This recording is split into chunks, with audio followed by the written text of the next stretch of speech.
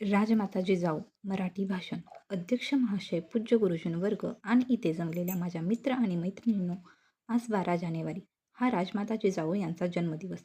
या थोर मातेस प्रथम मानाचा मुजरा, मानाचा मुजरा. त्रिवार असावा मानाचा मुजरा त्या जिजाऊ मातेला, रचली स्वराज्याची गाथा.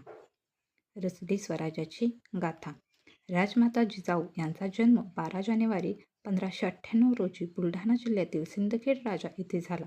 सिंदखेडचे लखुजी जाधव हे जिजाबाईंचे वडील. आईचे नाव म्हाळसाबाई जाधव. हे देवागिरीच्या यादव घराण्याचे वंशज होते. डिसेंबर इसवी सन 1605 मध्ये जिजाबाईंचा शहाजीराजे भोसले यांच्याशी विवाह झाला. महाराष्ट्राच्या मातीमध्ये रोवलेली पहार काढून ज्या माऊलीने गुलामगिरीच्या छताडावर प्रहार केला त्या म्हणजे राजमाता जिजाऊ. ज्यांनी आपल्या स्वराज्याचे स्वप्न बघितले आणि फक्त बघितलेच नाही तर ते सत्यात देखील उतरवले त्या म्हणजे राजमाता जिजाऊ. राजमाता जिजाऊ यांनी हिंदवी स्वराज्याची संकल्पना प्रत्यक्षात साकारण्यासाठी छत्रपती शिवराय यांना ज्ञान, चातुर्य, चारित्र्य, संघटन व पराक्रम अशा राजस्व सत्वगुणांचे बाळकडू पाजले. त्यांनी प्रत्येक मावळ्यांच्या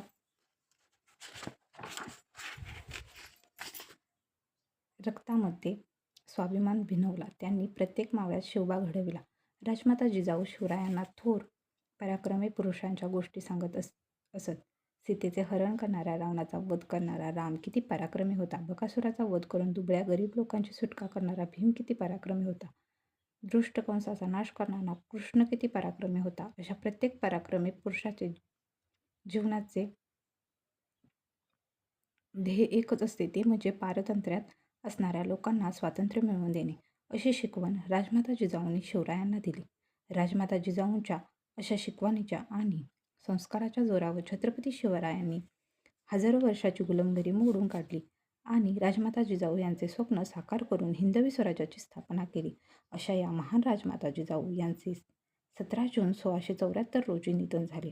मित्रांनो, राजमाता जिजाऊ यांच्याविषयी बोलावे तितके थोडेच आहे. शेवटी एवढंच म्हणेन, मुजरा माझा माता जिजाऊला, घडवले तिने शूर शिवबाला. साक्षात होती ती आई भवानी, जन्म घेतला तिच्या पोटी शिवानी.